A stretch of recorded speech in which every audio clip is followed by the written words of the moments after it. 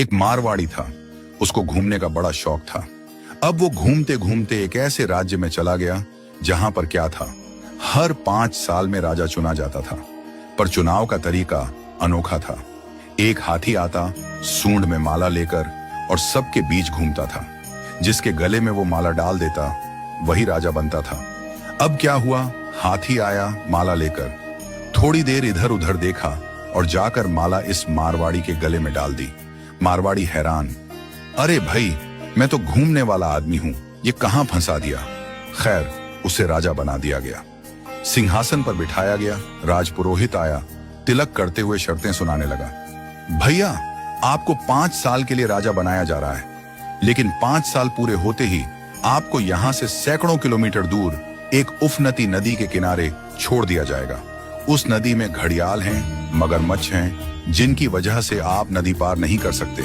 अगर किसी तरह पार कर भी गए तो उसके बाद आएगा एक गहरा जंगल जिसमें हिंसक जानवर और खतरनाक राहें हैं। वहां आप जानो और आपकी किस्मत। अब तक जो भी राजा बना था उसे मालूम था कि 5 साल बाद मरना तय है, तो वह 5 साल बस ऐश करता था, भोग विलास, मजा, तामझाम। लेकिन यह मारवाड़ी अलग निकला। उसने सोचना शुरू किया, अब मुझे 5 साल बाद क्या करना है। राज्य की जो भी आमदनी आती थी उसमें से 51% जनता की भलाई में लगाने लगा, और बचे हुए 49% से उसने अपने आगे की प्लानिंग की। पहले साल उसने नदी पर एक पुल बनवाया, दूसरे साल उस पार के जंगल को साफ करवाया, खेती के लायक जमीन बनवाई, तीसरे साल वहां सड़कें बनवाई, लोग वहां बसने लगे, गांव और मोहल्ले बनने लगे। चौथे साल एक छोटा सा महल बनवाया जहां वह आगे जाकर रह सके।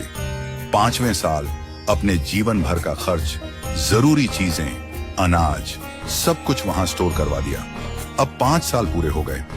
परंपरा के अनुसार लोग उसे ढोल नगाड़ों के साथ विदा करने आए। लोगों की आंखों में आंसू थे। कहने लगे, ऐसा राजा हमने पहले कभी नहीं देखा। वो राजा था मारवाड़ी, शांत मुस्कान के साथ सबको प्रणाम किया और उस पुल पर चढ़ गया जो उसने खुद बनवाया था। लोग अवाक रह गए।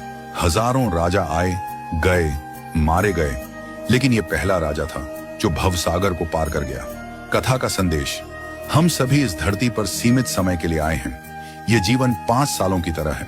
जो इस समय को मौज में घंवा देता है वो अंत में उस भवसागर में गिरता है जहां मगरमच्छ, घड़ियाल, दुख और पीड़ा है। लेकिन जो जीवन का उपयोग अच्छे कर्मों, जनसेवा और प्रार्थना में करता है वो इस जीवन से परे उस पार पहुंच जाता है। तो आज ही से भवसागर पार करने के लिए अपना पुल बनाना शुरू कीजिए, ताकि जब आपका